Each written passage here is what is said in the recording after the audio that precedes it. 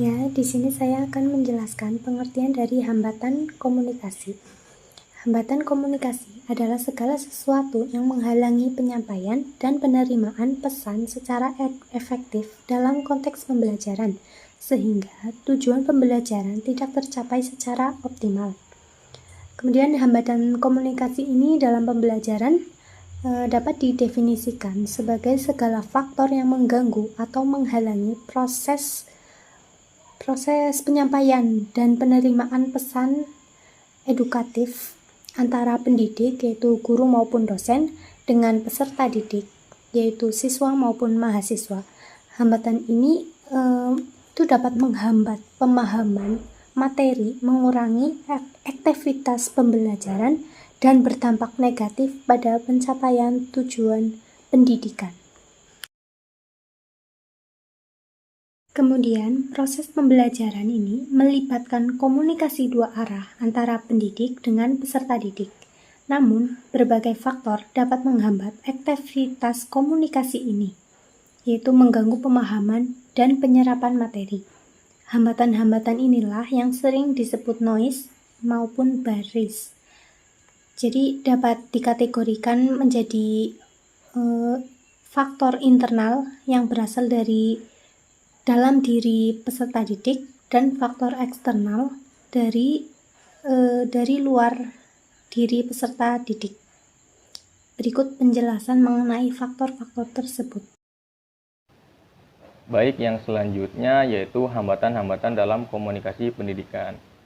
Di dalam proses pembelajaran atau di dalam pendidikan ada beberapa hal yang dapat mempengaruhi komunikasi di dalam proses pembelajaran tersebut. Nah, hal-hal yang dapat mempengaruhi ini biasa disebut sebagai barriers atau noises. Kemudian, secara umumnya, hambatan-hambatan ini dibagikan menjadi dua faktor. Yang pertama, faktor internal, dan yang kedua, faktor eksternal. Yang pertama, faktor internal. Faktor internal ini adalah faktor yang berasalkan dari dalam diri kita sendiri. Nah, meliputi apa saja? Yang pertama, meliputi hambatan psikologis. Hambatan ini terkait dengan minat, sikap, pendapat, kepercayaan, inteligensi, dan pengetahuannya. Seorang siswa yang memiliki minat atau rasa suka terhadap mata pelajaran atau suka terhadap pengajarnya, ini akan memiliki cara belajar yang lebih baik dan efektif. Bahkan cenderung dapat menerima pesan dengan baik.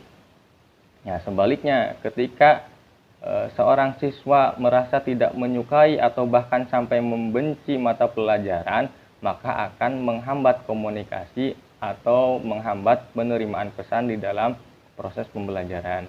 Kemudian yang kedua, hambatan fisik. Hambatan fisik ini mencakup kondisi tubuh kita seperti kelelahan, sakit, keterbatasan indera, atau cacat tubuh. Ketika merasa kelelahan atau kurang sehat, tentunya kita akan kesulitan dalam menyerap materi yang akan disampaikan. Sebagai pengajar, penting untuk memahami kondisi ini dan tidak memaksakan proses pembelajaran pada siswa yang kurang fit agar komunikasi di dalam kelas tetap efektif. Faktor yang kedua adalah faktor eksternal. Faktor eksternal ini adalah hambatan yang berasalkan dari luar diri kita. Nah, meliputi apa saja? Yang pertama, hambatan kultural.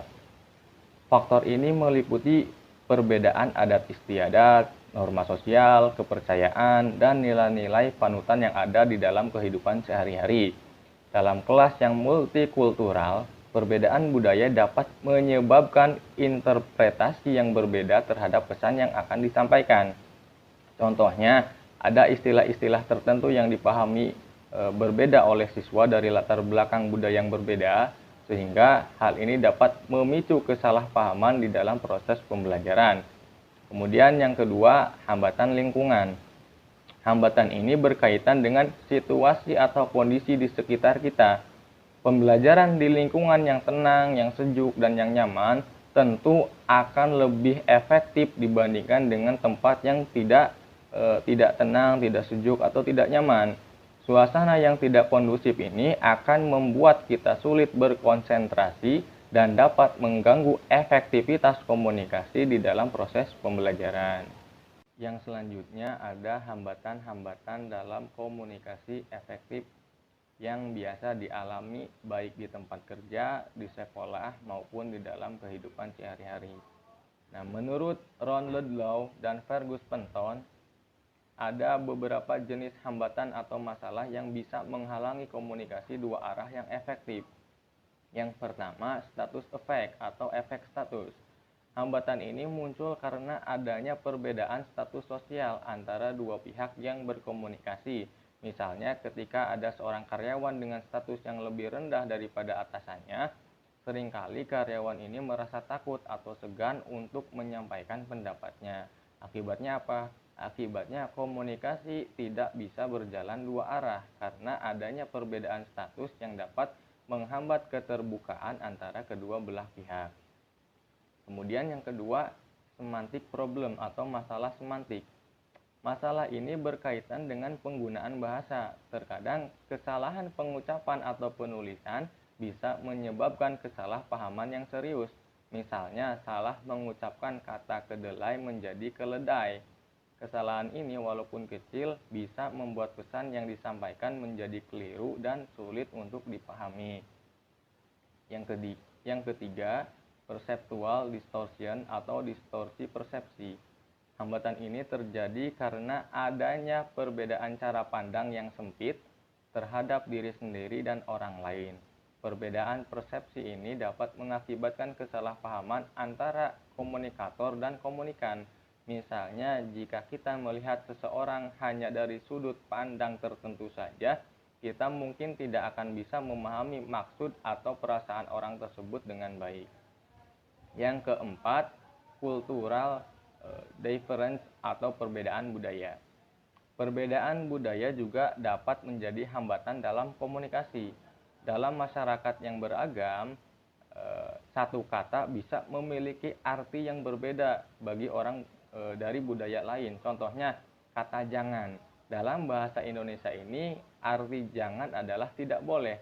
Tetapi di dalam bahasa Jawa, kata jangan ini merujuk pada makanan berupa sup. Nah, perbedaan semacam ini bisa menimbulkan kebingungan di antara kedua belah pihak. Yang kelima, physical distraction atau gangguan fisik. Gangguan fisik ini berasalkan dari lingkungan sekitar seperti kebisingan, suara hujan atau petir, dan kurangnya pencahayaan. Semua ini dapat mengganggu proses komunikasi dan dapat mengurangi kualitas penerimaan pesan. Misalnya, ketika kita berkomunikasi di lingkungan yang bising, kita akan sulit untuk mendengarkan dan memahami pesan yang disampaikan. Nah, kemudian yang keenam, poor choice of communication channel atau pemilihan saluran komunikasi yang buruk.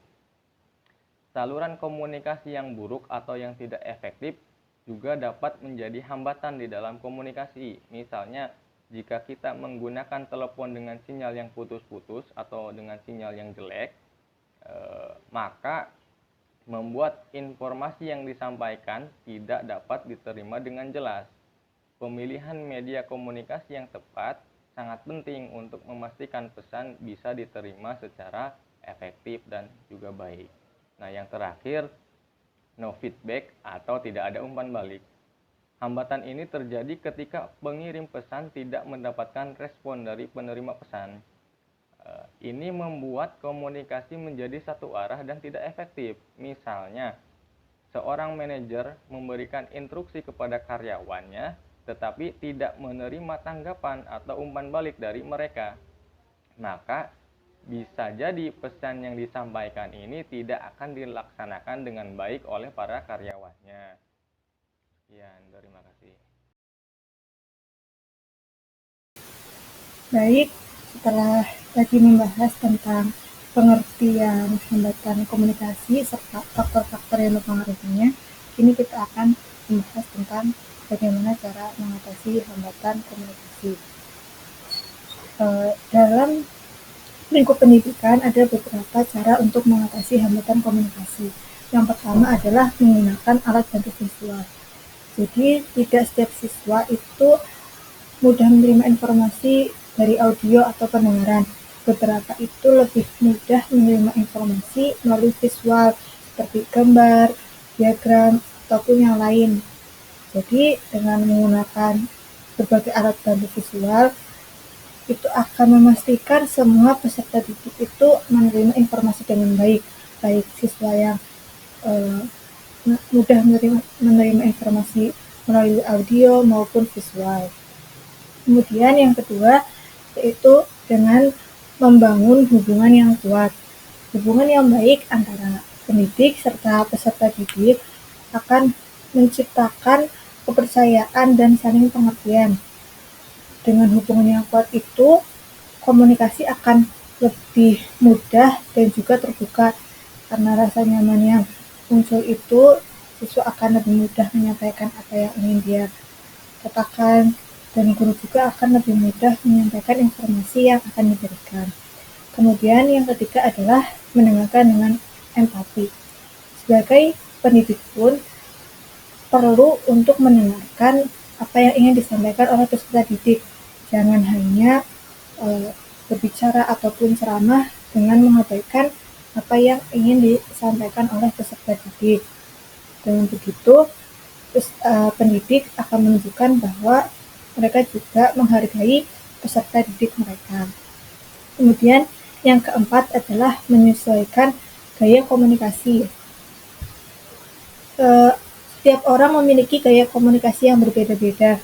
Jadi kita tidak bisa hanya menggunakan satu gaya komunikasi dengan jumlah peserta didik yang beragam. Jadi kita bisa menggunakan gaya komunikasi secara langsung ataupun juga dengan forum diskusi, atau beberapa mungkin ada yang lebih mudah dengan cara yang lebih pendekatan, seperti misal peserta didik dipanggil ke depan dan disampaikan hal-hal yang ingin disampaikan oleh guru seperti itu. Jadi guru atau pendidik menggunakan berbagai gaya komunikasi agar bisa tercapai informasinya kepada peserta didik. Kemudian yang kelima adalah membuat suasana kelas yang nyaman dan aman.